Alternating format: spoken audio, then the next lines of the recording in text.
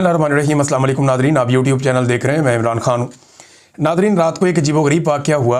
आप ये वीडियो आज सुबह देख रहे हैं तो कल रात को वसीम बदामी साहब के प्रोग्राम में एहसन इकबाल साहब बैठे हुए थे और वो पाकिस्तान तहरीक इंसाफ के बारे में अपना एक तज्ज़िया पेश कर रहे थे।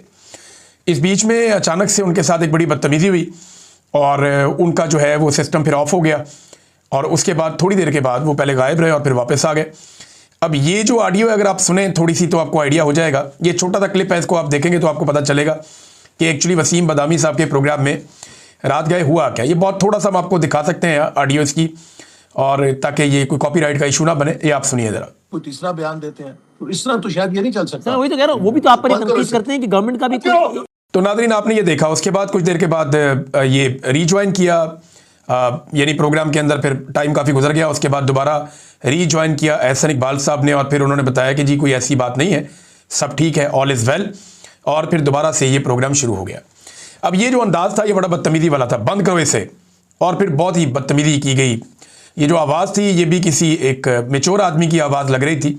एहसन इकबाल साहब खुद काफ़ी बड़ी उम्र के शख्स हैं, तो इनकी औलाद जो है वो भी जवान है और बच्चे नहीं हैं छोटे इनके घर पे, तो इनकी अपनी औलाद तो जवान ही होगी, लाजमी बात है। मैं जानता नहीं हूँ, ज़्यादातर इनकी फैमिली के चंद लोगों को जानता हूँ, लेकिन इनके बच्चों को मैं नहीं जानता। तो जो सोशल मीडिया के ऊपर बताया गया वो ये बताया गया एहसन इकबाल साहब के हवाले से कि उनके बच्चे आ गए थे और उसकी वजह से कुछ प्रॉब्लम हो गई थी, लेकिन फिर उन्होंने बाद में रीज्वाइन कर लिया। लेकिन हमने ये बंद होने से पहले एहसन इकबाल साहब के चेहरे पर एक नागवारी और खौफ की मिलीजुली कैफियत देखी और परेशानी की कैफियत देखी, जिसकी वजह से पाकिस्तान में रोला पड़ गया। ये जो वीडियो है ये फौरी तौर पे आग की तरह वायरल हो गई पूरे पाकिस्तान में। देखें, जहां घरों के अंदर बर्तन होते हैं तो वो बजते ही रहते हैं, छोटे मोटे मसले हर घर में होते रहते हैं। बच्चे कभी जिद भी करते हैं, कभी बड़े लड़ते हैं, कभी बच्चे लड़ते हैं, कभी खवातीन के झगड़े हो जाते हैं आपस में। ये हर घर के अंदर नॉर्मल चीज़ है, इसे इग्नोर करना चाहिए, चलता रहता है, कोई बात नहीं। लेकिन मेरे लिए जो अजीब चीज़ है, जो चीज़ मानी रखती थी, वो ये है कि चंद मिनटों के अंदर एक बहुत बड़ी परसेप्शन सोशल मीडिया पर यह बन गई कि एहसन इकबाल साहब को एस्टेब्लिशमेंट से डांट पड़ी है और ये एस्टेब्लिशमेंट ने कोई मार कुटाई की है उनके साथ, या उनके साथ कोई ज्यादती की है। कुछ लोगों ने जो है वो तस्वीरें ऐसी लगाना शुरू कर दी कि जनाब ये देखें, ये बंद होने से पहले और बंद होने के बाद एहसन इकबाल साहब के चेहरे पे निशान है। हालांकि मुझे लगता है सारा फेक है काम। लेकिन मामला ये है कि पाकिस्तान की एस्टेब्लिशमेंट ने या पाकिस्तान की फौजी क़यादत ने वो अपना परसेप्शन ऐसा बना लिया गुज़िश्ता 3-4 साल में कि अब किसी के साथ कुछ भी होता है सबको लगता है कि ये एस्टेब्लिशमेंट ही कर रही है। यानी बद से बदनाम बुरा की एक मिसाल है। वो एक बुजुर्ग कहते थे ना, बद से बदनाम बुरा, कि जो बदनाम होता है ना वो बुरा ना भी करे ना फिर भी वो बदनाम ही रहता है और सारे समझते हैं कि बुरा अगर हो रहा है तो यही कर रहा होगा। तो बद से बदनाम बुरा होता है। यही जो है पाकिस्तान की एस्टेब्लिशमेंट के साथ हो रहा है। हालांकि मैं आपको यकीन दिलाता हूं कि एहसन इकबाल साहब फार्म 47 के ऊपर एक MNA बने हैं और इन्होंने कोई ऐसी हरकत नहीं की जो पाकिस्तान की एस्टेब्लिशमेंट को पसंद ना आए, बल्कि जो लोग एस्टेब्लिशमेंट की मर्जी के ऐन मुताबिक बेहतर अंदाज में चल रहे हैं या एस्टेब्लिशमेंट उन्हें अप्रिशिएट कर सकती है, उनमें से एक आदमी एहसन इकबाल भी है।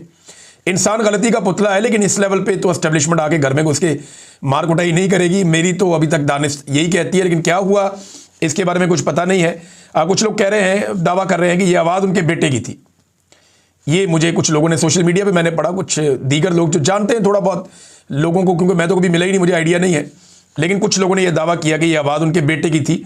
बहरहाल एस्टेब्लिशमेंट के ऊपर पड़ गया था काफ़ी देर तक के लिए, और एस्टेब्लिशमेंट जो है वो अब पता है आपको बद से बदनाम बुरा, बस मैं इससे ज़्यादा और आपको क्या कहूँगा। अब नादरीन, आज के दिन में सुहेल आफरीदी साहब आ रहे हैं पंजाब में। वो पंजाब में दाखिल होंगे आज सुबह और दोपहर के वक्त वो पहुँचेंगे भेरा। भेरा के बाद सुखे की, और फिर पहला उनका इस्तकबाल लाहौर के अंदर, एक पंजाब के इस्तकबाल तो होते रहेंगे, लाहौर में पहला इस्तकबाल उनका ठोकर न्याज बे के पास होगा। अब रात गए तक तो ये खबरें आ रही थी कि छापे मारे जा रहे हैं, पाकिस्तान तहरीक इंसाफ के रहनुमाओं के घरों में छापे मारे जा रहे हैं और कोशिश की जा रही है कि सुहेल आफरीदी का लाहौर का ये दौरा इसको नाकाम बनाया जाए। यानी एक पॉलिटिकल पार्टी को इतना कुचलने के बाद, उनकी लीडरशिप को जेलों में डालने के बाद, उनके को 35,000 बंदे गिरफ्तार कर लिए हैं, इतना जुल्म और ज़्यादती करने के बाद अभी भी इन्हें लगता है कि मज़ीद छापों की, मज़ीद जुल्म और ज़्यादती की ज़रूरत है ताकि उस पॉलिटिकल पार्टी को मुकम्मल तौर पे कुचला जा सके। बहरहाल सुहेल आफरीदी साहब आ रहे हैं, कोशिश करेंगे कोट लखपत जेल के अंदर ये जो कैद है पाकिस्तान तहरीक इंसाफ की क़यादत, इनसे मुलाकात करने की। पंजाब असम्बली के अंदर भी जाएंगे और लाहौर हाई कोर्ट में भी जाएंगे, उसके अलावा ये लिबर्टी चौक में भी जाएंगे, ये गालिबन अनारकली में इस तरफ भी जाएंगे। मुख्तलिफ जगहों पर सुहेल आफरीदी साहब के दौरे होंगे, कारकुनों के घर में भी जाएंगे और हसन नियाज़ी साहब के घर में भी जाएंगे। इमरान खान की वो बहन जिनके साथ बालों से पकड़ के उन्हें घसीटा गया, उनके घर में भी जाएंगे। तो सुहेल अफरीदी साहब ये करने जा रहे हैं। अच्छा, लेकिन इससे पहले सुहेल अफरीदी ने एक स्टेटमेंट दिया, और ये बड़ा सख्त स्टेटमेंट है। ये स्टेटमेंट सुहेल अफरीदी ने दिया खैबर पख्तूनख्वा में, और उन इलाकों में दिया जहाँ से वो खुद इलेक्शन लड़कर आए हैं। उन्होंने कहा मेरे खिलाफ बयानियाँ बनाने की कोशिश हुई कि मैं स्मगलरों और दहशतगर्दों का साथी हूँ। मैंने उन्हें इस बयानिया में शिकस्त दे दी। बयानिया DGI-SPR बना रहे थे। उन्होंने कहा कि तुम स्मगलरों के साथ मिले हुए हो। मैंने कहा कि तुम उनके साथ मिले हुए हो। बॉर्डर पर तुम हो, अपने असासे जाहिर करो। जितना गैर कानूनी असला आता है, जितनी दहशतगर्दी आती है, जितने गैर कानूनी लोग आते हैं, तुम्हारी सरबराही में आते हैं। बॉर्डर मेरे पास नहीं है, तुम्हारे पास है। हर बयानिया में शिकस्त दे दी, और वो समझ गए कि कुछ नहीं कर सकते, तो अब कहते हैं कि सुहेल अफरीदी की सरबराही में मिलिट्री ऑपरेशन हो रहा है। अफरीदियों, तुम लोग भी जानते हो, पख्तूनों तुम लोग भी जानते हो, मैं भी जानता हूं कि इस मौसम में तीरा की जो वादी है, जो पहाड़ है, वहां पे बर्फ पड़ रही है। इस वक्त वहां जानवर भी नहीं होते। तो तुम आज ऑपरेशन कर रहे हो, तो तुम्हारा और कोई मकसद नहीं, सिर्फ मुझे शिकस्त देना चाहते हो बयानिया की इस जंग में। ये जंग दहशतगर्दी खत्म करने और अमन बहाल करने की होती तो तुम मेरे साथ बैठते और मेरे साथ मशवरा करते। ये जंग अमन बहाली की होती तो जो मशवरा हमने दिया, सियासी जमातों ने जो मशवरा दिया, हर मकतबा फ़िक्र के लोगों को असेंबली के फ्लोर पर इकट्ठा किया, एक 15 नुकाती एजेंडा तैयार किया। तुमने हमारे मेहमानों को बाहर से उठा लिया। तुमने वो बयानिया और जरगा ख़त्म करने की कोशिश की। ये वादे करता है कि तुम अमन की बहाली और दहशतगर्दी ख़त्म करने के लिए संजीदा नहीं हो, बल्कि तुम्हारा मकसद कुछ और है।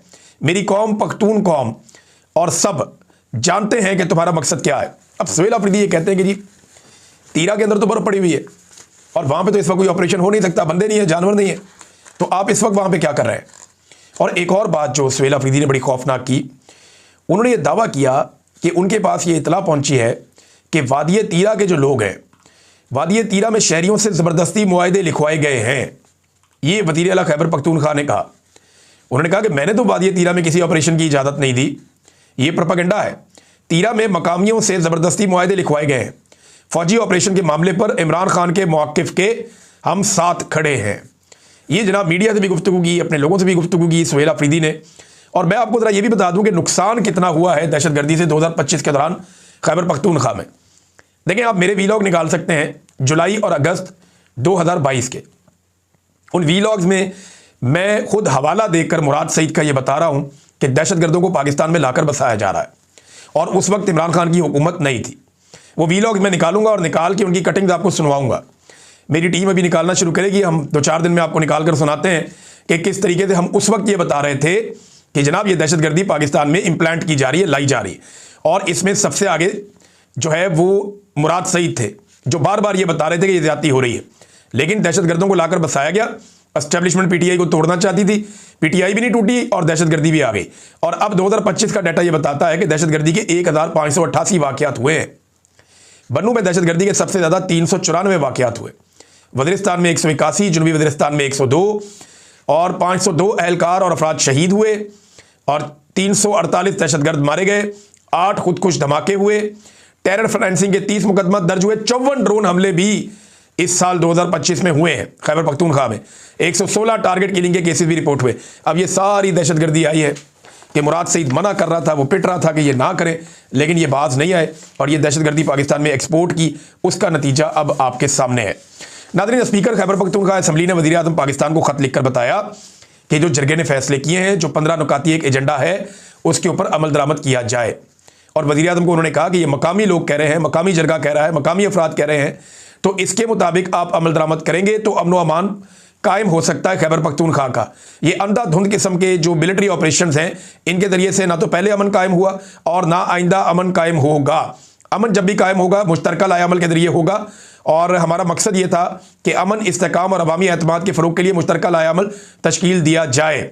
और हमने जो एलामिया पेश किया है वो आपके साथ शेयर कर रहे हैं। वज़ीर आज़म जो है इसके ऊपर अमल दरामद के लिए अपना किरदार अदा करें। अब नाज़रीन, वज़ीर आला तो आज आ रहे हैं पंजाब में, लेकिन पंजाब हुकूमत ने एक अजीबोगरीब कारनामा कर दिया। छापे तो मारे ही मारे, लेकिन ये एक नया कानून पास किया है। बेनज़ीर शाह साहिबा ने भी इसको रिपोर्ट किया, बहुत सारे और लोग हैं वो भी इसको रिपोर्ट कर रहे हैं।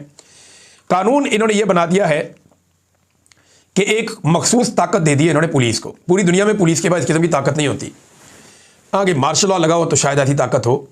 महज़िब दुनिया में कहीं भी पुलिस के पास ऐसी ताकत नहीं होती कि जिसके मर्जी घर के अंदर चादर और चार दीवारी के अंदर पुलिस घुस जाए बगैर किसी अदालती वारंट के या बगैर किसी कानूनी सर्च वारंट के।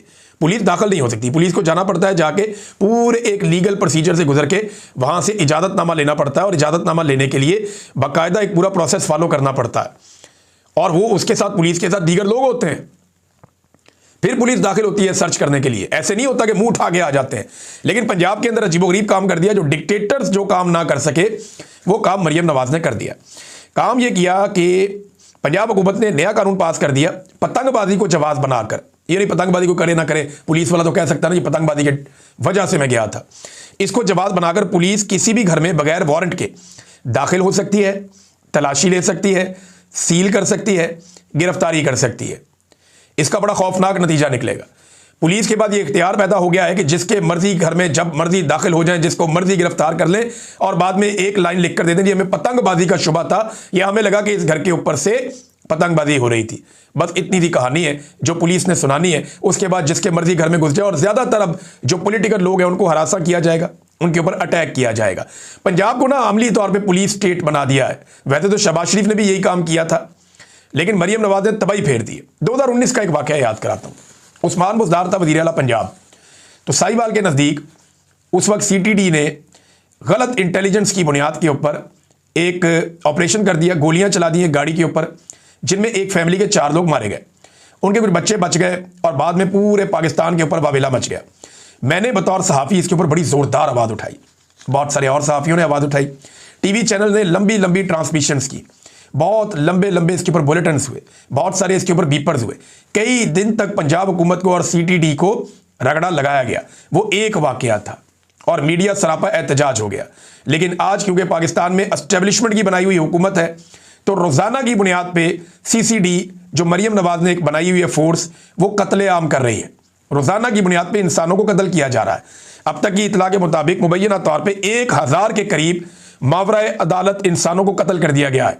इस हुकूमत को आए हुए 1.5 पौने 2 साल हुए हैं और इतने अरसे में CTD बनाकर उसके ज़रिए से 1000 के करीब इंसानों को मावराए अदालत, यानी अदालत में पेश करना चाहिए ना, इनका कत्लेआम कर दिया गया है।